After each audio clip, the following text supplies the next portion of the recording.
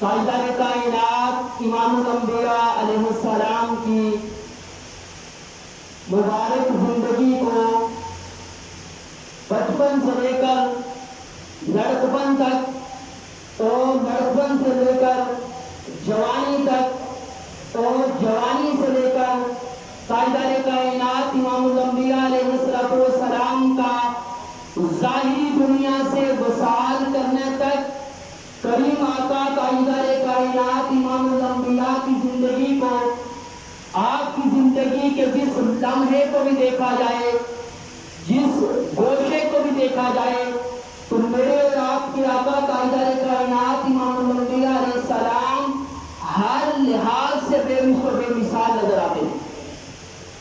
اگر آقا علیہ السلام کے علم کی بات کی جائے تو آقا علیہ السلام علم میں بے مثال ہیں۔ اگر آقا علیہ السلام کے کردار کی بات کی جائے تو حضور کا کردار بے مثال ہے۔ آقا علیہ السلام کی صحابت کی بات کی جائے تو حضور صحیح ہونے میں اپنا ثانی نہیں رکھتے۔ آقا علیہ السلام کی گفتار کی بات کی جائے تو حضور سے پیاری گفتار کائنات میں کسی کی نہیں۔ اگر آقا علیہ السلام کی اپنے ازواج کے ساتھ حسن سلوک کا معاملہ دیکھا جائے تو اس میں بھی آقا علیہ السلام کا ثانی کوئی نہیں۔ الغرض جس حیثیت جس سمت اور جس زاویے سے میرے اور آپ کے آقا ساجدہ کائنات امام الانبیاء علیہ السلام کی زندگی کو دیکھا جائے ہر لحاظ سے میرے اور آپ کے آقا کی زندگی بے مثال نظر آتی ہے۔ اللہ کا قرآن میرے مصطفیٰ کریم علیہ السلام کے حالات و کردار کو بیان کرتا ہے۔ مالک الحمد کے اندر کہتا ہے بے شک حبیب آپ اخلاق عظیمہ پر ہیں، آپ اوصاف حمیدہ پر ہیں۔ ساری دنیا کے حالات و کردار کی بات کی جاتی ہے تو یہ جملہ کہا جاتا ہے کہ فلاں کے اخلاق اچھے ہیں، ان کے اخلاق اچھے ہیں، تمہارے اخلاق اچھے ہیں، میرے اخلاق اچھے ہیں، پیر صاحب کے اخلاق اچھے ہیں، مرید صاحب کے اخلاق اچھے ہیں، استاد کے اخلاق اچھے ہیں، شاگرد کے اخلاق اچھے ہیں۔ الغرض جس شخص کے بارے میں بھی اخلاق و کردار کی بات کی جاتی ہے تو یہی جملہ کہا جاتا ہے کہ ان کا اخلاق اچھا ہے، ان کا کردار اچھا ہے۔ لیکن میں قربان جاؤں زہرا کے بابا پر، میں قربان جاؤں علی کے امام پر، میں قربان جاؤں حسنین کے نانا پر، تو زہرا کے بابا اور حسنین کے نانا پر میں قربان جاؤں مدینے والے آقا کی ذات پر کہ جب میرے اور آپ کے آقا کے اخلاق و کردار کو بیان کرنا چاہا تو میرے رب نے یوں نہیں فرمایا کہ اے حبیب آپ کے اخلاق اچھے ہیں، اے حبیب آپ کی کردار اچھا ہے، آپ کے اوصاف حمیدہ اچھے ہیں، بلکہ میرے رب نے یوں فرمایا او میرے یار ساری دنیا اخلاق و کردار کی محتاج ہے، اور میرے حبیب تو اخلاق و کردار کا محتاج نہیں بلکہ اخلاق و کردار ہے حبیب تیرے محتاج ہے۔ تو ساری دنیا یہی کہتی ہے، ساری دنیا کے بارے میں یہی کہا جاتا ہے کہ یہ اخلاق و کردار کی محتاج ہے، لیکن میرے نبی کی ذات وہ ہے کہ میرے نبی کی ذات اخلاق و کردار کی محتاج نہیں بلکہ اخلاق و کردار میرے نبی کی ذات کے محتاج ہے۔ میرے امام اہل سنت کا قلم اٹھا، کہا تیرے خلق کو حق نے عظیم کیا، تیرے خلق کو حق نے عظیم کیا، تیرے حلق کو حق نے جمیل کیا، تجھ سا نہ ہوا ہے نہ ہوگا شاہا، تیرے حال کے حسن ادا کی قسم۔ نبی پاک علیہ السلام کے حالات و کردار کا کیا کہنا؟ آپ سب پڑھتے ہیں ام المؤمنین سیدہ طیبہ طاہرہ عابدہ ذاتیہ راضیہ مرضیہ حبیبہ منیبہ سیدہ عائشہ صدیقہ سے پوچھا گیا کہ اے ام المؤمنین آپ بتائیں کہ حضور علیہ السلام کی اخلاق و کردار کیسا تھا، ساجدہ کائنات امام الانبیاء کے اخلاق کیسے تھے؟ تو ام المؤمنین کا جملہ سنیں، فرماتے ہیں کان خلق القرآن، کہ کیا تم نے قرآن نہیں پڑھا کہ قرآن الحمد سے والناس تک سارے کا سارا حضور کے اخلاق و کردار کو بیان کرتا ہے۔ ذرا اندازہ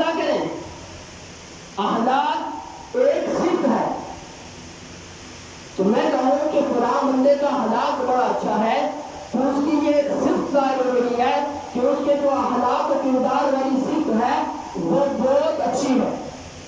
اخلاق ایک صفت ہے. ارے جس نبی کی ایک صفت سارا قرآن ہے اس نبی کی کل صفات کا عالم کیا ہوگا.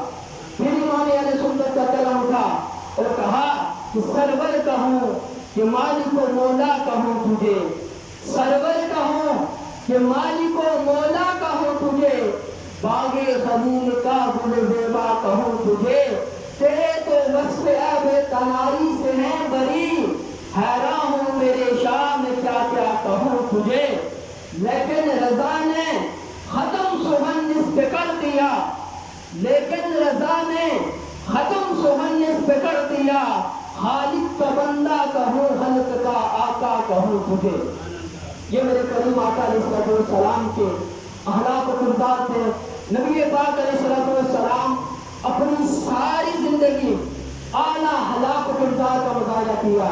پائیدار کائنات امام الانبیاء علیہ السلام نے اپنے جانی دشمنوں کو معاف کر دیا.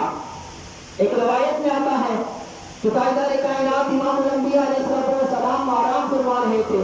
نبی پاک علیہ السلام سوئے ہوئے تھے. ایک آدمی آیا, اس نے تلوار الٹی ماری, کریم آقا علیہ السلام اٹھ کے بیٹھ گئے. وہ قتل کے ارادے سے آیا تھا. اس نے کہا اے محمد بتا اب تجھے مجھ سے کون بچا سکتا ہے. تو میرے کریم آقا علیہ السلام کے لمحہ اقدس سے جنبش لی اور فرمایا میرا خدا میرا اللہ مجھے تجھ سے بچا سکتا ہے. جب میرے اور آپ کے آقا علیہ السلام کی زبان اقدس سے یہ لفظ نکلا کہ میرا اللہ میرا خالق و مالک مجھے تجھ سے بچا سکتا ہے, تو آقا علیہ السلام کی زبان اقدس کے روب و دبدبے سے اس پر ہیبت چھا گئی اور اس کے ہاتھ کانپنے لگے اور اس کے ہاتھ سے تلوار گر پڑی. تو کریم آقا پائیدار کائنات امام الانبیاء علیہ السلام نے وہ تلوار مبارک تلوار اٹھائی. آقا علیہ السلام نے تلوار اٹھا کر فرمایا کہ مجھ سے پوچھ دادا کہ تجھے کون بچا سکتا ہے. تو مجھے تو میرے رب نے میرے خدا نے بچا لیا, اب بتا تجھے مجھ سے کون بچا سکتا ہے. تو اس کی آنکھ سے آنسو آ گئے. وہ کہنے لگا مجھے تو ہی معاف کر سکتا ہے, مجھے تو ہی بچا سکتا ہے. کریم آقا علیہ السلام نے تلوار سامنے کر کے فرمایا کیا کلمہ پڑھتا ہے, کیا اسلام کے دامن کرم سے وابستہ ہوتا ہے. اس نے کہا گردن کاٹ لے, کلمہ نہیں پڑھتا, گردن میری کاٹ دے, میں کلمہ نہیں پڑھتا, میں تیرے دین میں داخل نہیں ہونا. جب اس نے یہ کہا تو میرے کریم آقا علیہ السلام نے فرمایا جا میں نے تمہیں معاف کیا. چاہیے تو یہ تھا کہ حضور علیہ السلام نے اسے جو پیشکش کی تھی اسے ٹھکرا دیا. پائیدار کائنات امام الانبیاء کو غصہ آتا, لیکن آقا علیہ السلام نے جب اسے پوچھا تو کلمہ پڑھتا ہے, اسے صاف انکار کر دیا گردن کاٹ دو, میں نے کلمہ نہیں پڑھا. لیکن میرے آقا نے فرمایا پھر جا میں نے تجھے معاف کر دیا. یہ میرے اور آپ کے آقا علیہ السلام کا اخلاق و کردار تھا. دین اخلاق سے پھیلتا ہے, دین کردار سے پھیلتا ہے. میرے آقا علیہ السلام نے کتنے معجزے دکھائے. آقا علیہ السلام نے اپنی مکی زندگی میں مدنی زندگی میں کریم آقا نے کتنے معجزے دکھائے. فرشتوں کو دیکھا بدر میں اترتا ہوا, کافروں نے کلمہ نہیں پڑھا. جبرائیل علیہ السلام کے گھوڑے کی آواز سنی, کافروں نے کلمہ نہیں پڑھا. خندق میں شکست ہوئی, کلمہ نہیں پڑھا. پانی روح سے جاری ہوتا ہوا دیکھا, کلمہ نہیں پڑھا. بکرے کی ایک ران 40 بندوں نے کھائی, ایک بوٹی کم نہیں ہوئی. معجزات دیکھے مگر کلمہ نہیں پڑھا. سورج واپس پلٹتے ہوئے دیکھا مگر کافروں نے کلمہ نہیں پڑھا.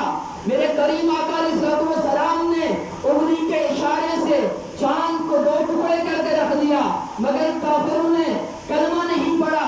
میرے کریم آقا علیہ السلام نے لکڑی کو پانی پر ترا دیا, کافروں نے معجزات دیکھے, کلمہ نہیں پڑھا. انگلیوں سے چشمے جاری کر کے بتائے, کلمہ نہیں پڑھا.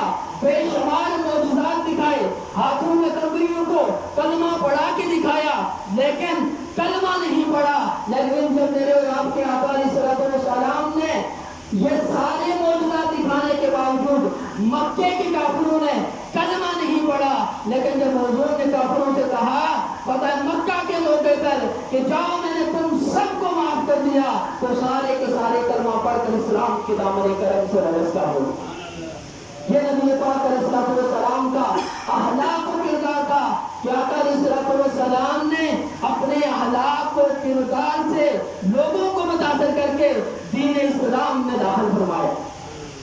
وہ ایک مشہور روایت ہے کہ ایک بڑھیا مکہ چھوڑ کر کہیں جا رہی تھی، تو راستے میں اسے تاجدار کائنات امام الانبیاء علیہ السلام سے اس کی ملاقات ہو گئی۔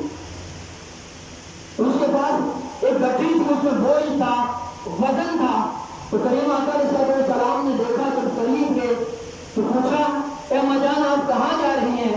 فرمایا میں مکہ چھوڑ کے جا رہی ہوں۔ فرمایا کیوں جا رہی ہوں؟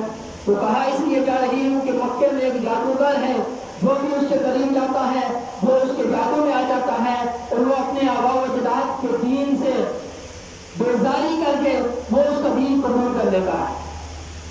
آقا علیہ السلام نے فرمایا کہ یہ جو بوجھ ہے یہ تو وزنی ہے، یہ مجھے دے، میں آپ کے مقام تک یہ بوجھ آپ کا یہ سامان میں رکھ کے آتا ہوں۔ جب آقا علیہ السلام نے اس کا وہ بوجھ اٹھا لیا، حضور علیہ السلام اس کا بوجھ اٹھا کر چل رہے ہیں، تاجدار کائنات امام الانبیاء علیہ السلام بوجھ اٹھا کے جا رہے ہیں۔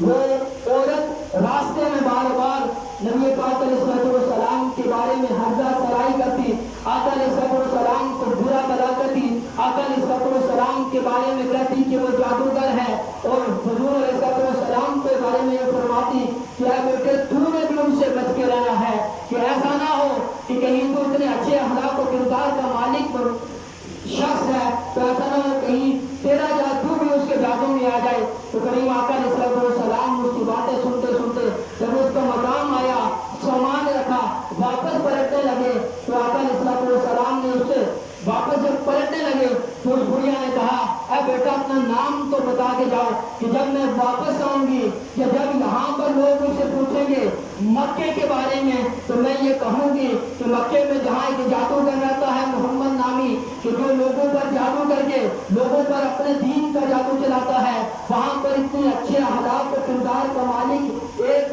شخص رہتا ہے۔ اے بیٹا تو اتنا نام بتا کہ جب میں واپس مکے میں پلٹوں تو میں تیرے گھر آؤں، میں تیرے ماں باپ کو مبارکباد دوں کہ آپ نے اپنے بچے کی بڑی اچھی تربیت کی ہے۔ تو فرمایا اماں جان نام کو رہنے دے، فرمایا نہیں نام بتاؤ۔ تو پھر آقا علیہ السلام نے فرمایا کہ اماں جان اگر یہی اصرار کر رہی ہے، یہی پوچھ رہی ہے تو نام بتاؤ، تو پھر سنو کہ جس راستے میں، پورے راستے میں جس محمد عربی کو آپ گالیاں دیتی رہی ہیں، جس محمد عربی کو آپ جادوگر کہہ رہی ہیں، جس محمد عربی کو آپ برا بلا کہہ رہی تھی، وہ محمد عربی میں ہی ہوں۔ جب آقا علیہ السلام کے لمحہ اختر سے جملے نکلے تو پھر اس بڑھیا نے کہا کہ اے محمد اگر تو ہی محمد ہے تو پھر تیرا جادو مجھ پر چل گیا ہے، مجھے کلمہ پڑھا کر دین اسلام میں داخل کروا دیا۔ یہ کریم آقا تاجدار کائنات امام الانبیاء علیہ السلام کا اخلاق و کردار تھا کہ آقا علیہ السلام اپنے اخلاق و کردار سے متاثر کر کے لوگوں کو اسلام میں داخل فرماتے تھے۔ آقا علیہ السلام کے دعوے نبوت کے چند روز بعد میرے اور آپ کے آقا تاجدار کائنات امام الانبیاء علیہ السلام جا رہے تھے مکے کی گلیوں میں، تو ایک گھر کے قریب سے حضور علیہ السلام گزرے تو اندر کسی کے رونے کی، چیخنے کی، کرانے کی آوازیں آئی۔ میرے کریم آقا علیہ السلام اس گھر میں تشریف لے گئے، جا کے دیکھا کہ ایک سیاہ فام غلام ہے۔ تاجدار کائنات امام الانبیاء علیہ السلام اس کے قریب سے پوچھا تو کیوں رو رہا ہے، کیوں چلا رہا ہے، کیوں کرانے کی آوازیں آ رہی ہیں؟ تو اس نے کہا کہ میں ایک غلام ہوں، میرا مالک جو ہے وہ بڑا سخت ہے، وہ مجھ سے بڑا سخت کام لیتا ہے، دن کے وقت مجھے جانور دیتا ہے، میں اس کے جانور لے کے جاتا ہوں، جانور چلاتا ہوں، اور شام کے وقت جب واپس پلٹتا ہوں تو وہ دانے دیتا ہے کہ چکی پیس، دانے پیس، پوری رات میں دانے پیستا رہتا ہوں، جس کی وجہ سے میں بیمار ہو گیا ہوں، اور میں بھی انسان ہوں، مجھے بھی آرام کی ضرورت پڑتی ہے، لیکن میرا مالک مجھ پر بڑا ظلم و ستم کرتا ہے کہ پورا دن بھی مجھ سے کام لیتا ہے اور پوری رات بھی مجھ سے کام لیتا ہے۔ اب آقا علیہ السلام نے اس بندے سے کہا, اس غلام سے کہا کہ جا تو آرام کر, تیری جگہ میں یہ دانے پیسنے لگا ہوں. اب وہ آرام کرنے لگا. تاجدار کائنات امام الانبیاء علیہ السلام پوری رات اس کے وہ دانے پیستے رہے. اب دوسری رات آئی, پھر آقا علیہ السلام تشریف لے گئے. اسے کہا تو آرام کر, تیری جگہ میں یہ کام کرتا ہوں. کائنات کا سب سے عظیم بندہ, کائنات کی سب سے عظیم ہستی, دوسرے دن میں ایک غلام کی جگہ آقا علیہ السلام دانے پیس رہے ہیں. اب تیسرا دن آیا, پھر آقا علیہ السلام رات کو تشریف لے گئے, پھر اس کے دانے پیسے. اب جب تیسرے دن آقا علیہ السلام واپس پلٹنے لگے تو پوچھا کیا بندہ خدا تو کون ہے کہ یہاں تو مالک ظلم کرتے ہیں, یہاں تو کوئی انسان کو انسان نہیں سمجھتا, میں تو ایک غلام ہوں, یہاں تو کسی کو کوئی احساس نہیں, کسی کے دل میں کسی کے لیے کوئی درد نہیں, کوئی تکلیف نہیں, کوئی احساس نہیں. اے بندہ خدا تو کون ہے کہ 3 راتوں سے تو مسلسل آتا ہے, مسلسل تو آتا ہے اور میری جگہ تو پوری رات کام کرتا ہے. اے بندہ خدا آج بتا تو ہے کون. اس وقت میرے اور آپ کی آقا تاجدار کائنات امام الانبیاء علیہ السلام نے فرمایا کہ اے غلام تو نے سنا ہوگا کہ مکے میں ایک شخص نے نبوت کا دعویٰ کیا ہے, اور محمد نامی شخص نے نبوت کا دعویٰ کیا ہے. اس نے کہا ہاں میں نے سنا ہے کہ مکے میں محمد نامی ایک شخص نے نبوت کا دعویٰ کیا ہے. کہا وہ محمد میں ہی ہوں. اس غلام نے کہا اگر آپ محمد ہیں, آپ اللہ کے نبی ہیں, اور آپ کے اخلاق و کردار کو دیکھ کر میں آپ کا کلمہ پڑھ کر آپ کا غلام بن جاتا ہوں. یا آقا کریم علیہ السلام کے وہ اخلاق سے متاثر ہو کر کریم آقا تاجدار کائنات امام الانبیاء علیہ السلام کے دین اسلام میں شامل ہو گئے. دین اخلاق سے پھیلتا ہے, دین کردار سے پھیلتا ہے. اللہ کے محبوب علیہ السلام نے فرمایا کہ زبان کا ایک بول تمہیں جہنم میں بھی لے جا سکتا ہے, اور زبان کا ایک بول تمہیں جنت میں بھی لے جا سکتا ہے. کہ اگر اپنی زبان کو اچھی چیزوں میں اخلاق و کردار کے ساتھ اپنی زبان سے اچھے بول بولو گے تو یہ زبان تمہیں جنت میں لے کے جائے گی, اور اگر اپنی زبان سے برے کلمات بولو گے, برے الفاظ بولو گے تو یہی تمہاری زبان تمہیں جہنم میں لے کے جائے گی. حضرت معاذ رضی اللہ تعالیٰ عنہ کو نبی کریم تاجدار کائنات امام الانبیاء علیہ السلام نے فرمایا کہ معاذ کیا میں تمہیں پورے دین کا خلاصہ نہ بتا دوں. یہ حضرت معاذ وہ ہستی ہیں کہ جس کے ہاتھ میں قیامت کے دن علماء کا جھنڈا ہوگا. ان کو حضور نے فرمایا کہ تمہیں پورے دین کا خلاصہ نہ سمجھا دوں. فرمایا یا رسول اللہ مہربانی فرمائیں سمجھا دیں. فرمایا معاذ اگر اپنی زبان پہ قابو رکھو گے, اگر تمہاری زبان قابو میں ہوگی تو یہ پورے کے پورے دین کو قابو میں کر دے. تو زبان آقا کریم علیہ السلام نے ایک روایت میں آتا ہے کہ تاجدار کائنات امام الانبیاء علیہ السلام نے فرمایا کہ اے لوگوں تم مجھے 2 چیزوں کی ضمانت دو کہ تم اپنی 2 چیزوں کو درست کر لو, میں محمد عربی تمہیں جنت کی ضمانت دیتا ہوں. فرمایا ایک تم اپنی زبان کو سنبھال کے رکھو کہ زبان کا غلط استعمال نہ کرو, اپنی زبان کو قابو میں رکھو, اور دوسرا تم اپنی شرمگاہ کو قابو میں رکھو, میں محمد عربی تمہیں جنت کی ضمانت عطا کرتا ہوں. تو یہ زبان ہے کہ جو جنت میں لے کے جائے گی, اور یہی زبان ہے جو انسان کو جہنم کی طرف لے کے جائے گی. حضرت لقمان کا قول ہے کہ فرماتے ہیں کہ میں نے چپ رہنے پر میں کبھی نہیں پچھتایا, میں جب بھی پچھتایا اپنی زبان کی وجہ سے پچھتایا.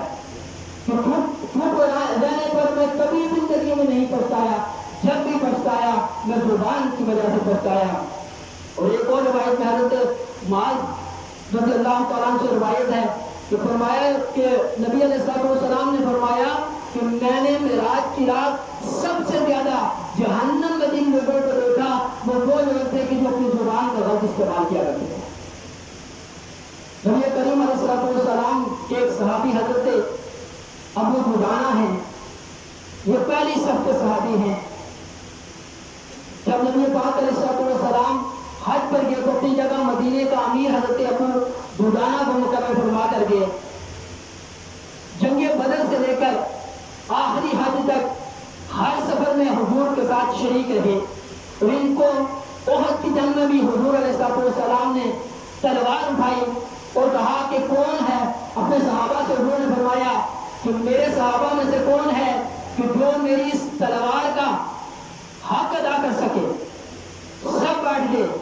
3 آدمی کھڑے ہوئے, ایک حضرت زبیر کھڑے ہوئے, ایک امیر المومنین سیدنا عمر فاروق کھڑے ہوئے, اور تیسرے حضرت ابو دجانہ کھڑے ہوئے. ان کا اصل نام سماک ابن حرشہ تھا. تو یہ 3 صحابی کھڑے ہوئے, اور یہ ان کا نام سماک ابن حرشہ ہے اور مشہور ابو دجانہ سے ہے.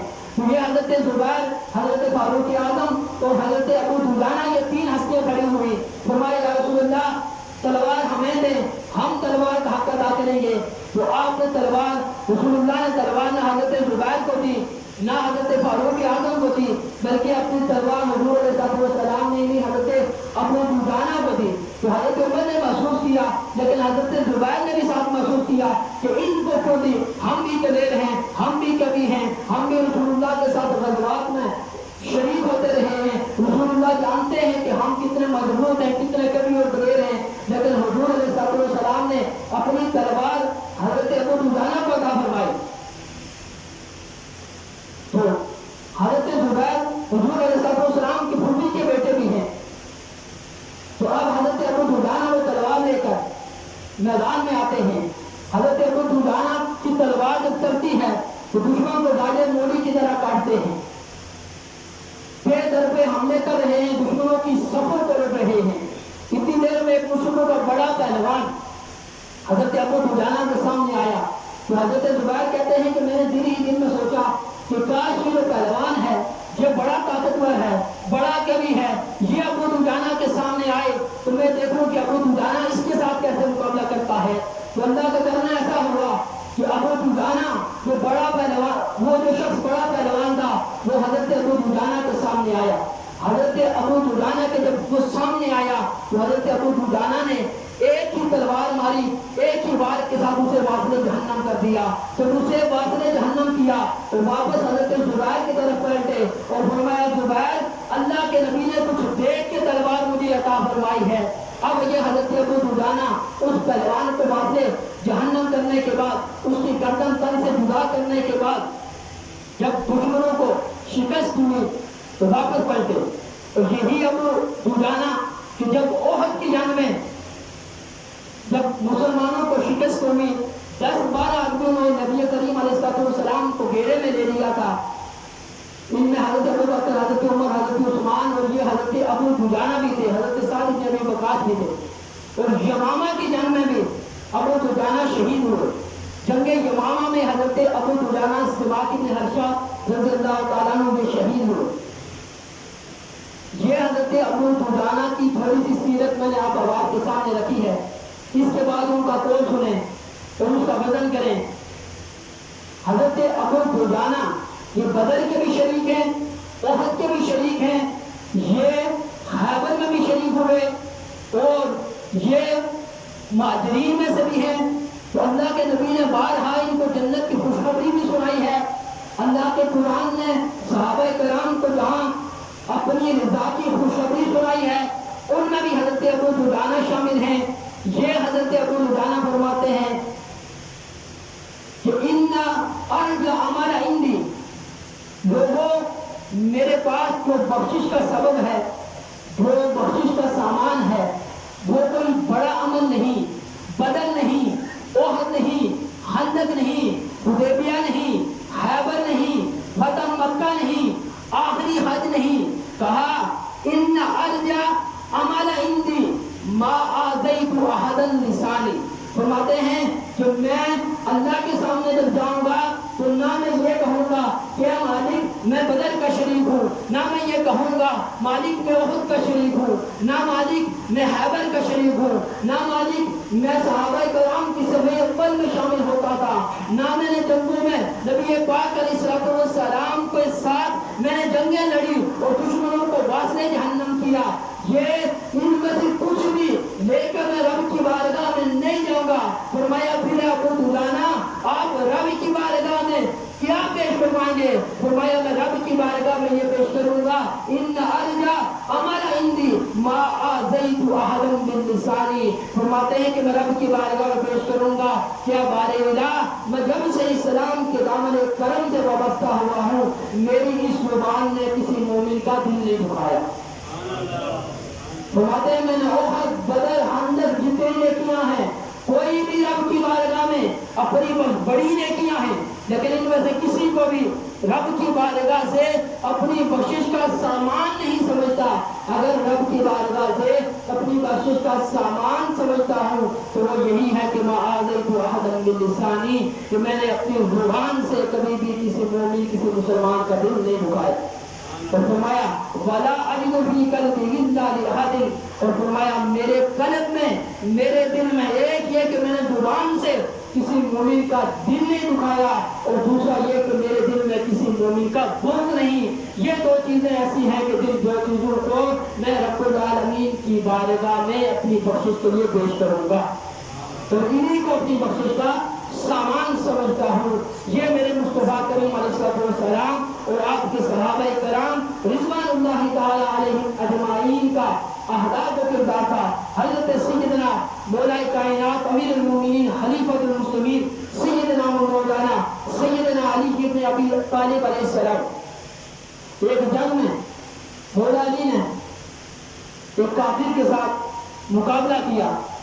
جناب مولا علی شیر خدا ہے، جب تلوار گلفگار چلتی تھی تو دشمن کو گاجر مولی کی طرح کاٹ کے رکھ دیتے تھے۔ اب مولا کائنات نے ایک پہلوان کو زمین پہ دے مارا اور اس کے سینے پر سوار ہو گئے۔ اب تلوار نکالی قریب کا کہ مولا کائنات اس کی گردن کو تن سے جدا کر کے رکھ دیتے، اس میں مولا کائنات کے چہرے پہ تھوک دیا۔ تو مولا کائنات کے چہرے پہ اس نے تھوکا، چاہیے تو یہ تھا کہ مولا کائنات تلوار سے اس کی گردن کاٹ کے رکھ دیتی اور غصہ آتا، لیکن جناب مولا کائنات نے اسے سائڈ پہ کر کے مولا کائنات ایک طرف ہو گئے۔ وہ پیچھے پلٹا، اے علی تجھے اور غصہ آنا چاہیے تھا، میری گردن تو کاٹ کے رکھ دیتا، اے علی تو نے مجھے چھوڑ دیا، تو نے مجھے معاف کر دیا۔ فرمایا اے دشمن خدا، پہلے جو تھا تو دشمن تھا، اسلام کا دشمن تھا، میں تجھے جو واسطے جہنم کر رہا تھا اس لیے کر رہا تھا کہ تو اللہ اور اس کے رسول کا دشمن ہے۔ اب جو تو نے علی کے چہرے پہ تھوکا ہے تو یہ علی کی ذات کا معاملہ آ گیا ہے، اور علی نے اپنی ساری زندگی اپنی ذات کی وجہ سے کسی کو تکلیف نہیں دی۔ جب علی اپنی ذات کی وجہ سے کسی کو ذرا برابر تکلیف نہیں دے سکتا تو علی اپنی ذات کی وجہ سے کسی کا گلا کیسے کاٹ سکتا ہے؟ فرمایا جا میں نے تجھے معاف کر دی۔ یہ میرے کریم تاجدار کائنات امام الانبیاء علیہ السلام کے صحابہ کرام آپ کی اہل بیت اطہار کے اخلاق و کردار تھے۔ حضرت سیدنا امام زین العابدین علیہ السلام یہ وہ شخص ہیں کہ جنہوں نے کربلا میں سب کچھ جتنے ظلم و ستم ہوئے حضرت امام زین العابدین علیہ السلام نے جو ایک ایک اپنی آنکھوں سے دیکھا۔ امام علی مقام امام حسین کے جسم کو آپ کی لاش مبارک کو تڑپتے ہوئے، آپ کے جسم پر خنجر نیزے اور تلواریں چلتے ہوئے سب کچھ دیکھا۔ علی اکبر کی لاش کو گھوڑے دوڑتے ہوئے بھی دیکھے۔ جناب اکثر معصوم 6 ماہ کے بچے کے حلق میں تیر پیوست ہوتے ہوئے بھی دیکھا۔ جناب سیدہ زینب کی بے ادبی ہوتی ہوئی بھی دیکھی۔ سیدہ سکینہ کے منہ پہ تماچے لگتے ہوئے بھی دیکھے۔ سب کچھ حضرت امام زین العابدین علیہ السلام نے پھر کربلا کے میدان سے لے کر یزید کے دربار تک اور یزید کے دربار سے لے کر پھر مدینہ تک جتنا بھی آل رسول پر ظلم و ستم ہوئے یہ سارے کے سارے حضرت امام زین العابدین علیہ السلام نے اپنی آنکھوں سے دیکھے۔ یہ رسول اللہ صلی اللہ تعالی علیہ وسلم کا شہزادہ کربلا کے کچھ عرصے بعد مدینے میں آپ کا دسترخوان لگا ہوا ہے، لوگوں میں آپ کھانا تقسیم فرما رہے ہیں، پانی تقسیم فرما رہے ہیں۔ اچانک دیکھا کہ ایک شخص ہانپتا کانپتا چہرے کو چھپاتا ہوا آتا ہے اور دسترخوان پہ بیٹھ جاتا ہے۔ امام زین العابدین علیہ السلام خود قریب جاتے ہیں، خود قریب جاتے ہیں، اسے کھانا پیش کرتے ہیں، اسے پانی پیش کرتے ہیں۔ جب وہ کھانا کھا چکا، جب وہ پانی پی چکا تو اب امام زین العابدین علیہ السلام سے پھر منہ چھپا رہا ہے کہ کہیں امام نے زین العابدین نے مجھے پہچان لیا تو یہ مجھے قتل کر دے گا۔ اب وہ شخص کہنے لگا کہ اے زین العابدین کیا تو نے مجھے بچانا ہے؟ تو اس وقت امام زین العابدین کی آنکھوں سے آنسو جاری ہو گئے. فرمایا بدبخت میں تجھے کیسے بھول سکتا ہوں کہ تو نے آل رسول کو، تو نے میرے بابا کو، تو نے میرے بھائیوں کو، تو نے میری بہنوں کو، تو نے 6 ماہ کے علی اصغر کو کیسے پیاسا کر پایا ہے، بھلا تمہیں بھی میں بھول سکتا ہوں. فرمایا زین العابدین یہ سب کچھ جاننے کے باوجود، مجھے پہچاننے کے باوجود میرے ساتھ اتنا اچھا سلوک کیوں کیا، وجہ کیا ہے؟ تو فرمایا کہ اے یزیدی تیرے ساتھ جو سلوک کیا میں نے، اس کی وجہ یہ ہے کہ کربلا میں ہم آل محمد تمہارے در کے مہمان بن کے گئے تھے، ہم رسول اللہ کا خاندان تمہارے در کے مہمان بن گئے تھے. کربلا میں جو تو نے کیا وہ تیرے خاندان کی ریت تھی، وہ تیرے خاندان کی مہمان نوازی تھی. آج تو آل محمد کے در کا مہمان بن کے آیا ہے، یہ آل محمد کے در کی مہمان نوازی ہے. تو یہ وہ لوگ تھے کہ جنہوں نے اپنے اخلاق و کردار سے لوگوں کو متاثر کیا، اپنے جانی دشمنوں کو معاف کر دیا. اللہ رب کائنات کی بارگاہ میں دعا گو ہوں، مالک کائنات جو کہا گیا ہے سنا گیا ہے سب پر عمل کرنے کی توفیق عطا فرمائے. سب کو فرما لے، سنت عطا فرمائے.